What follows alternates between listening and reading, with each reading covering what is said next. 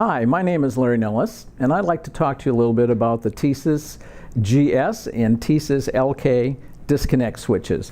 They are UL98 fusible or non-fusible disconnect switches.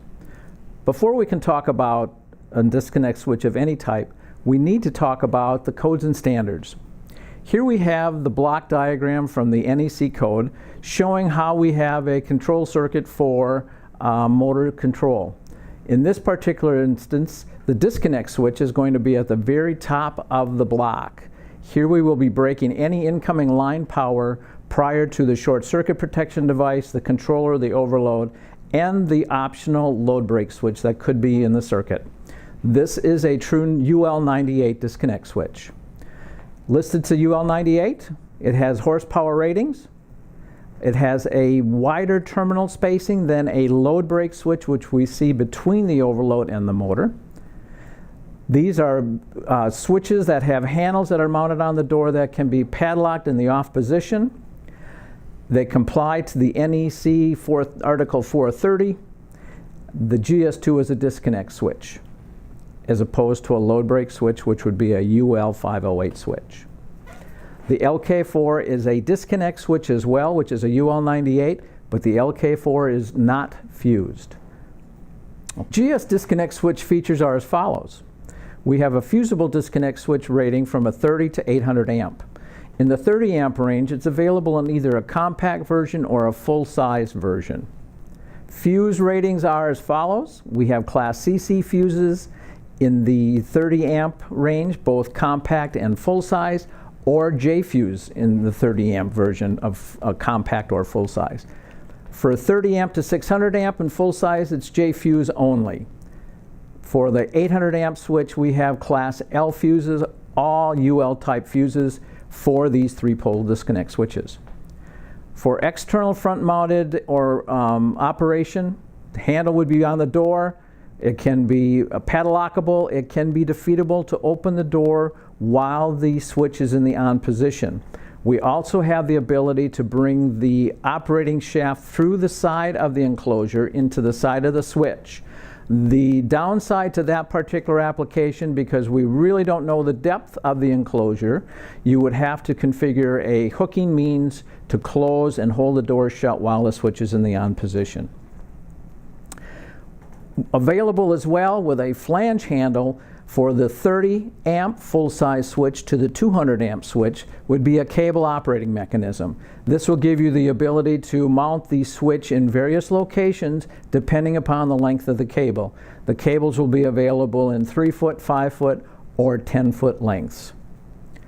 This is a very robust and compact handle that is flange mounted, and or the rotary handles on the door themselves. They would be available in different configurations as far as handle lengths, depending upon the switch that's being used. They could be in the range from 3 to 8 inches.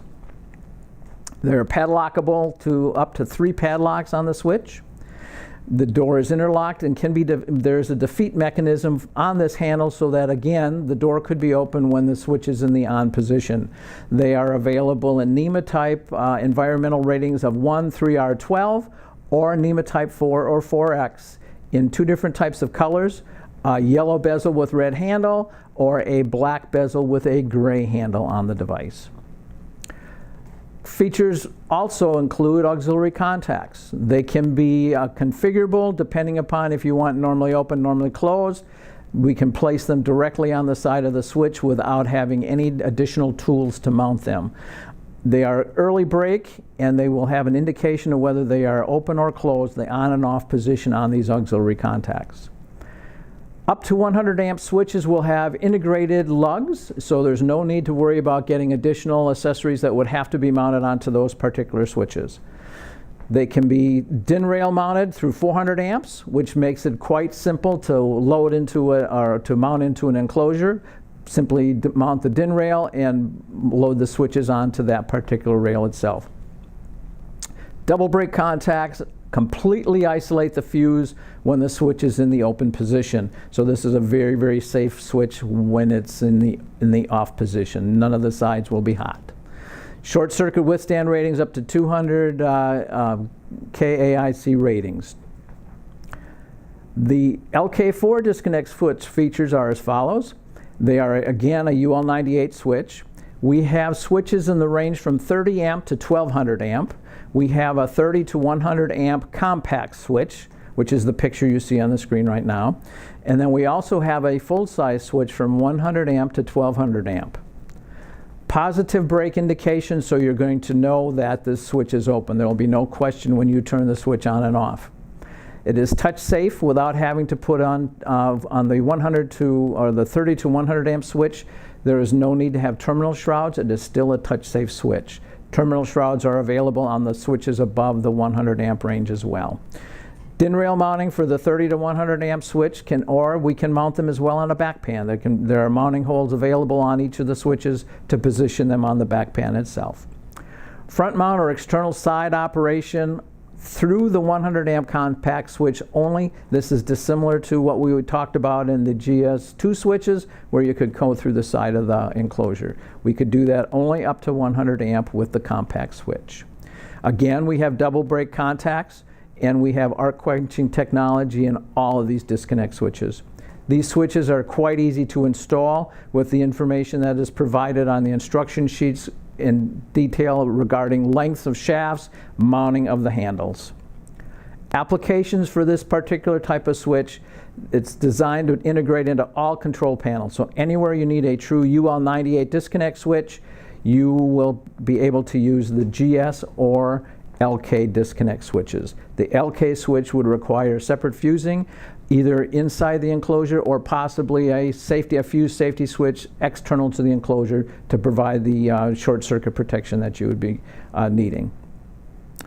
These applications could be pumping, mining, HVAC, solar energy, any application again that you would need a control panel with requiring a rotary disconnect switch. Thank you for joining us. I hope this helps to explain the UL98 disconnect switches we have to offer at Schneider Electric. If you need more information, please look on the web at www.schneiderelectric.com, and we will also have an application app in that web page so that you can use it to help select the different switches we've talked about. Thank you very much.